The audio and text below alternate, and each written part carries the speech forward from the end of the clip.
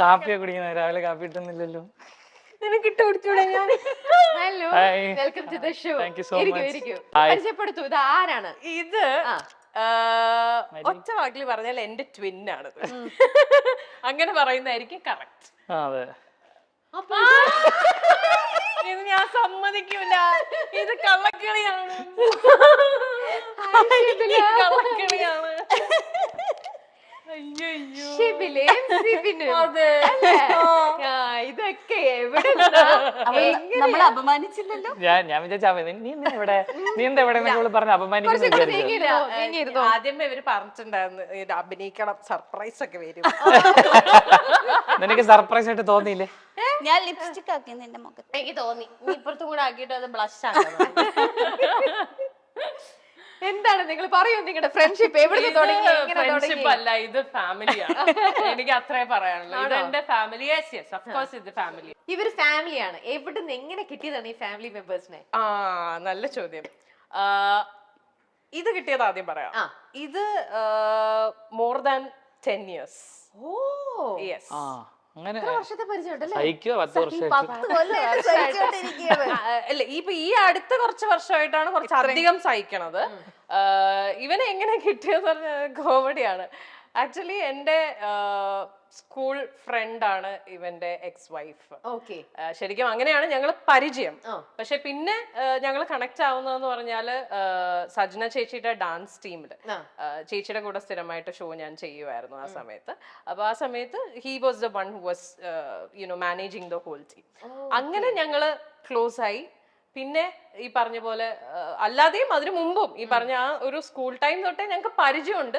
പക്ഷെ ഇത്രയും ഒരു ബോണ്ടിങ് വരുന്നത് ഐ തിങ്ക് സ്റ്റാർട്ട് മ്യൂസിക് വന്ന് തുടങ്ങിയതിന് ശേഷമാണ്. സ്റ്റാർട്ട് മ്യൂസിക്കിൽ അവൻ DJ ആയിട്ട് വന്നതിന് ശേഷം തൊട്ടുള്ള ഒരു ബന്ധമാണ്.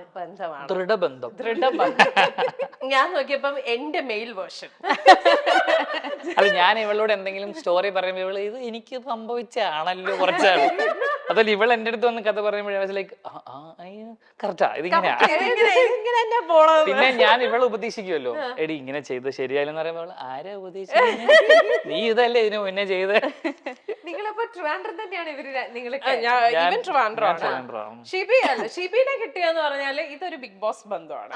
ഷിബിനെ എനിക്ക് ആക്ച്വലി കിട്ടുന്നത് വിജിത് നായർ വഴിയാണ്. Vijith Nair is her husband, വിജിത്തേട്ടനായിരുന്നു എന്റെ സീസണിലേക്ക് ബിഗ് ബോസിന്റെ ടാസ്ക് ഹെഡ് ആയിരുന്നു ആ സമയത്ത്.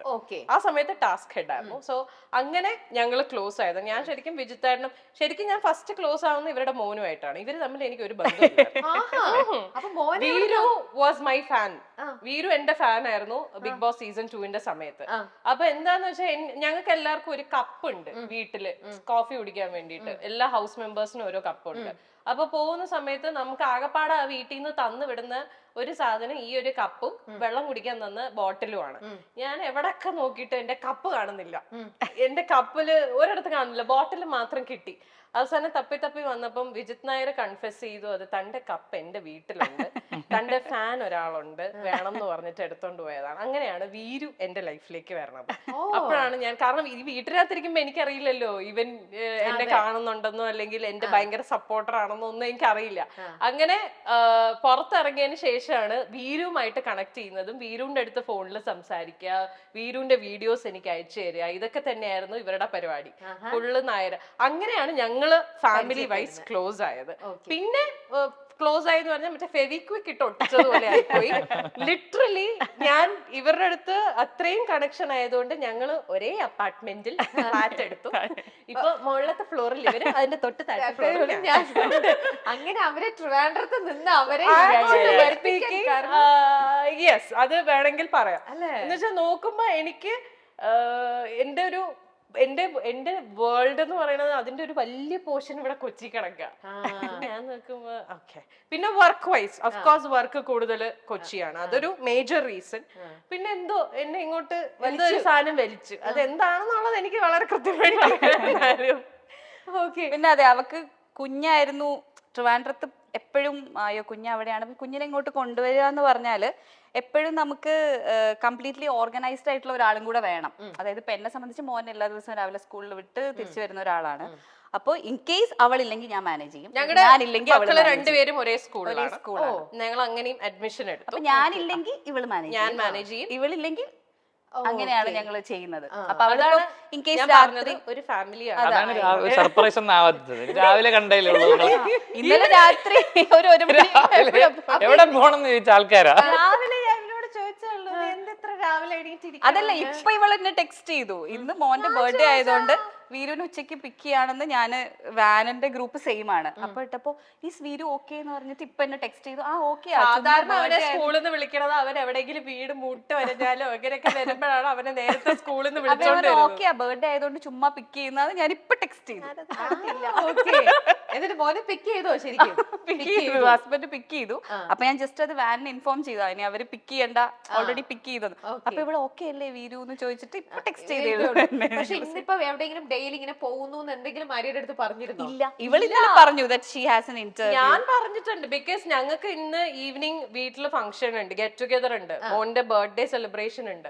അപ്പൊ ഞാൻ അതുകൊണ്ട് 2 ദിവസമായിട്ട് പറയുന്നുണ്ട് ഞാൻ രാവിലെ ഉണ്ടാവില്ല, ഇന്റർവ്യൂ ഉണ്ട്, അതിന് പോയിട്ട് വരും.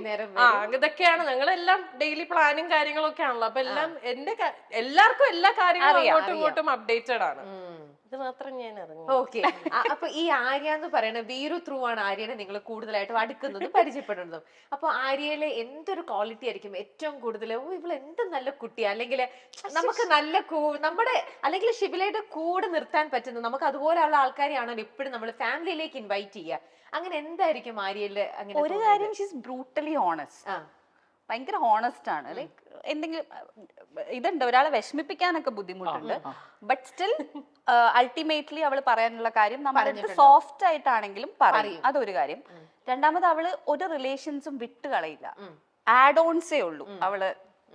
ലൈക്ക് ഇപ്പൊ ഫ്രണ്ട്സ് ആണെങ്കിലും ഐ തിങ്ക് ഒരു ഇപ്പൊ പറഞ്ഞില്ല ഇത് 10 years മുന്നേ ഉള്ള അതേപോലെ ഒരു 15 years മുന്നേ ഉള്ളതാണെങ്കിലും ആ ബന്ധങ്ങൾ ഇങ്ങനെ വേറൊരാൾ ആഡ് ചെയ്യും എന്നല്ലാണ്ട് അതിന് ആൾക്കാർ കൊഴിഞ്ഞു പോകില്ല. അതൊരു ഭയങ്കര ക്വാളിറ്റിയാണ്. ഇപ്പോഴത്തെ ഒരു ലൈഫിലൊക്കെ അങ്ങനത്തെ ഒരു ക്വാളിറ്റി ഉള്ള ആൾക്കാർ എന്ന് പറഞ്ഞാൽ ഞങ്ങൾ ഡിസ്കസ് ചെയ്തതിനെ കുറിച്ച് പുകഴ്ത്തി പറയുന്നത് സന്തോഷിക്കണ്ട. ഭയങ്കര ഫണ്ണാണ്. ഷീസ് വെരി ലൈക്ക് ഭയങ്കര ഫൺ ടു ബി ആയിട്ടുള്ള ഒരാളാണ്. അതുപോലെ എന്തെങ്കിലും ഇഷ്ടപ്പെടാത്ത എന്തെങ്കിലും കാര്യം ഉണ്ടായിട്ടുണ്ടോ? അല്ലെങ്കിൽ ആരോടും കൊള്ളില്ല? അല്ല, ഈ ബ്രൂട്ടലി ഹോണസ്റ്റ് എന്നുള്ളത് ചിലപ്പോൾ അവർക്ക് പണി വരാറുണ്ട്. She's very sensitive. അതായത് ബ്രൂട്ടലി ഹോണസ്റ്റ് ആയിട്ടുള്ള ആൾക്കാർ അതിന്റെ കോൺസിക്വൻസസ് വരുന്ന പ്രശ്നങ്ങൾ ചിലപ്പം ഫേസ് ചെയ്യണം. അതായത് ഞാൻ അവളുടെ അടുത്ത് ചിലപ്പം പറയും ഇന്ന സാധനം ചെയ്യരുത്. ഇപ്പം ചിത്ത മൂവി വന്നപ്പോ ഞാൻ പറഞ്ഞു don't watch it, it's not for you. She watched it. 2 ദിവസം മുങ്ങിക്കൊണ്ടിരിപ്പായിരുന്നു. ഞാൻ പറഞ്ഞു അത് കാണണ്ട. ഭയങ്കര സെൻസിറ്റീവ് ആണ്. അതേപോലെ ചില കാര്യങ്ങൾ എന്തെങ്കിലും ചെയ്യുമ്പോൾ കമന്റ് വായിക്കരുത്. ഞങ്ങള് കുത്തിയിരുന്ന് കമന്റ് വായിക്കും.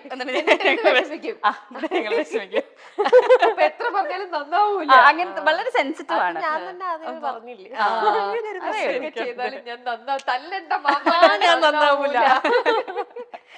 അതുപോലെ പറയൂ, വേറെ എന്തൊക്കെയാണ് ആര്യയിൽ നിന്ന്? അല്ല, ഇവനെ ഇവളെ പറ്റി എന്തെങ്കിലും നെഗറ്റീവ് പറഞ്ഞാൽ അത് ഇവന്റെയും കൂടെ.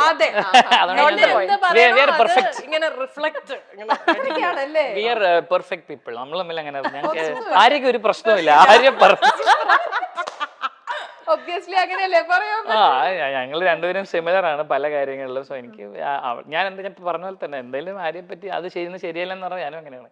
She will do the same thing to me. So അതുകൊണ്ട് എനിക്ക് പറയാൻ പറ്റില്ല. ഇപ്പൊ പറഞ്ഞ പോലെ തന്നെ ആര്യ ആൾക്കാരെ ഹേർട്ട് ചെയ്യാൻ ഭയങ്കര ബുദ്ധിമുട്ടുള്ള ആളാണ്. So she will get hurt herself. End of the day ഒരാളെ ഹേർട്ട് ചെയ്യണ്ട എന്ന് വിചാരിച്ചിട്ട് ഇവൾ ഇങ്ങനെ ഹേർട്ട് ആയിക്കൊണ്ടിരിക്കും. അങ്ങനത്തെ റിലേഷൻഷിപ്പിലേക്കും 150% നമ്മൾ പറയും അത് വേണ്ട നീ പറയാനുള്ള പറഞ്ഞ് ലൈക്ക് യു ജസ്റ്റ് ഇല്ല, അത് ഹേർട്ട് ആവും.